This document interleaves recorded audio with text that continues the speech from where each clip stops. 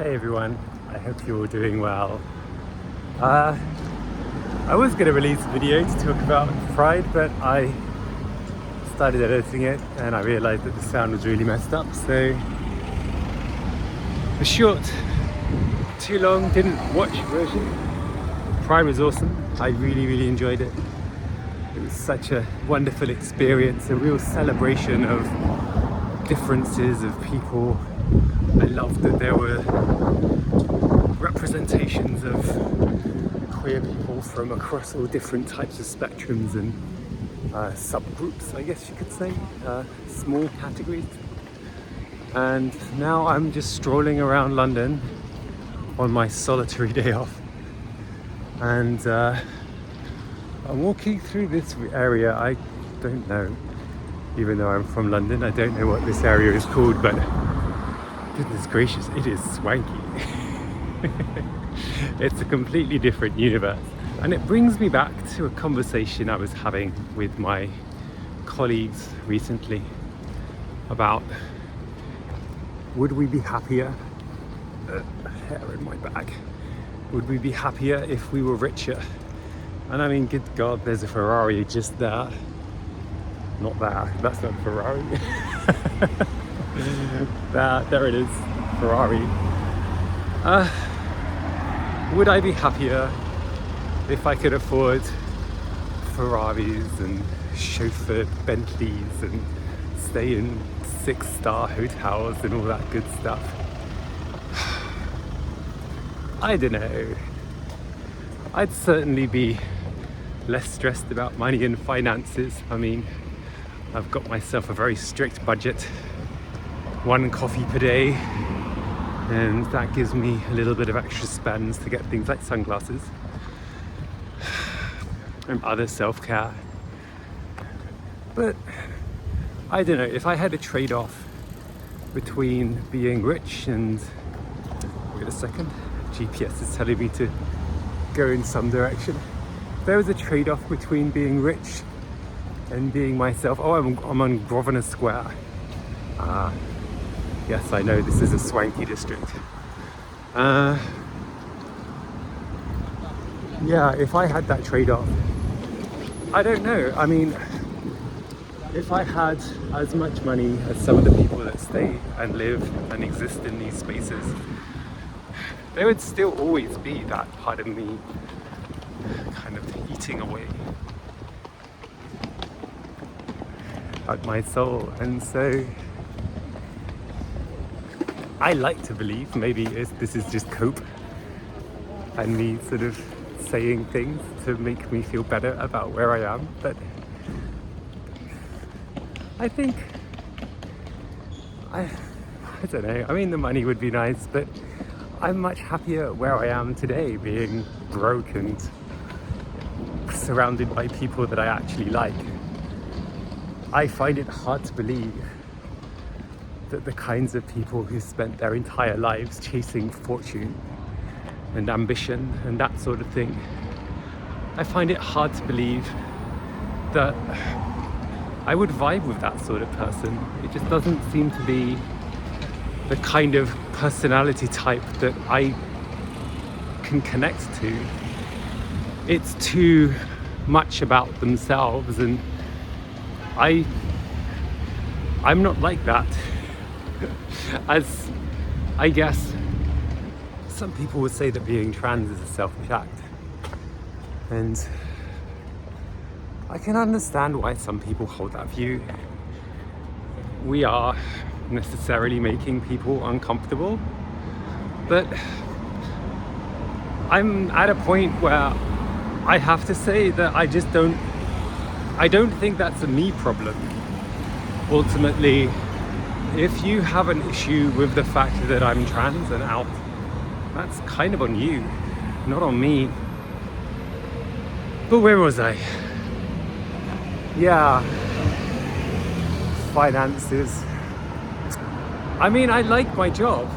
That's the thing, I like what I do.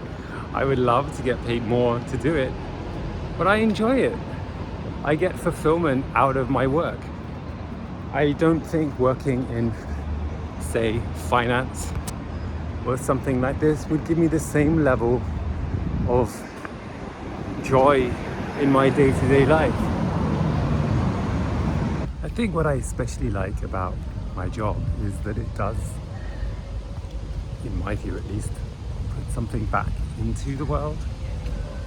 Education is such an important thing in people's lives, and I like to think that it's not just English that I'm teaching the kids, but a window and an opportunity to be part of a global community. I'm very much aware of how I've gained from accessing certain communities, especially online, and I think if you don't have certain language skills, then you're necessarily limited and restricted to the kinds of, goodness, there's some nonsense going on over there. You're limited to just one particular part of the world, and I think English is a really useful way to access other communities. And now what I'm not saying is that all rich people are necessarily not doing those things. Through the summer school, I've actually met the kids of a lot of very, very rich people. There's one person who claims his parent is a billionaire, which is actually, it tracks with a lot of the things that he does and says. And he seems like a really nice kid. So I'm sure he would say that his parents are good people, he's a good person.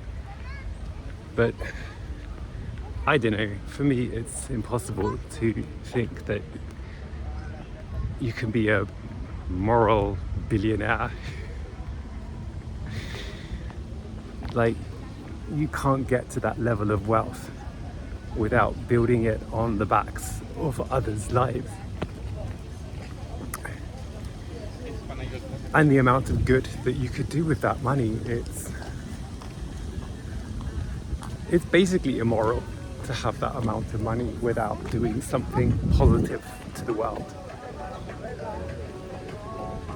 So, yeah, I don't know, whatever. Anyway, I just wanted to focus on the positives though in my own world, because ultimately things are good, you guys, things are good. I'm really happy with my job. The weather in London continues to be remarkably nice, and I've just come to Hyde Park to find a spot in the shade, read a book,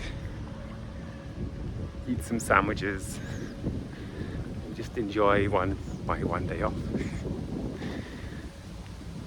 So yeah, I mean, how could I not be happy?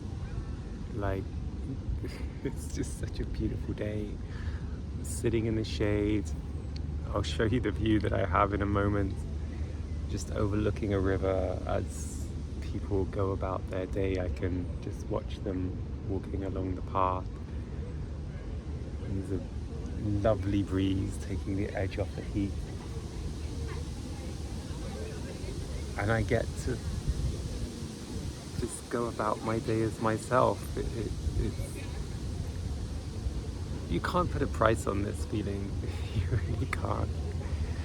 And yeah, while I would be more comfortable if I had a little bit more money in the bank and a little bit more security financially, a bit more certainty about my future in terms of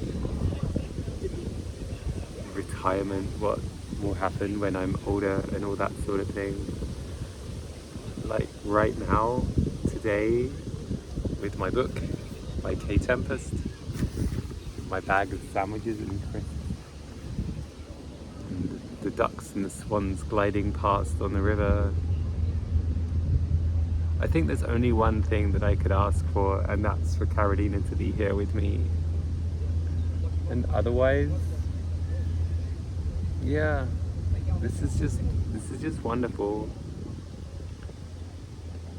There's a magpie speaking up on the hunt for some food. I don't know, sometimes I'm not a especially spiritual person, but it feels like, you know, you just sit in a space where the universe is just telling you that things are okay and they will be fine. And as where's that thing? It's strolled away. And sometimes while my mind does spin out of control and make me panic and anxious and scared, sometimes you find yourselves in these moments of sheer comfort and joy, and you just have to be in the moment with that and just appreciate it as best you can. And yeah, I'm just so grateful to the world for giving me this moment, and to myself for putting myself into this position. So yeah, it's nice to be in a good place despite everything going on. It was like, I don't even remember the last time I was able to just be so still and just sit and think, or not think, just be in the moment, appreciating the sun and the smells and the feeling of the breeze on my skin. In those little moments I realize just how much I'm rushing and busy and doing things, and it's nice to appreciate those little pockets of peace and quiet and calmness and joy. And yeah, that was a really, really nice morning I've spent so far. So I'm now on my way to the Tate, and I'm going to meet my mum there. We're going to hang out a bit, I guess. But yeah, I'm glad that I shared some of this morning with you guys. While I guess instinctively I grow somewhat reflective, which is why I make these kind of vlogs in the first place. It's hard not to feel so grateful for just being able to be here and be here as myself. And you guys are just as much a part of that as anyone else. So thank you so much for watching and your comments and joining in the conversations and so on. And I hope that wherever you are, you're finding little spaces to be grateful, to be happy, to be yourselves. And I look forward to speaking to you and from hearing from you very soon. Take care. All the best. Goodbye.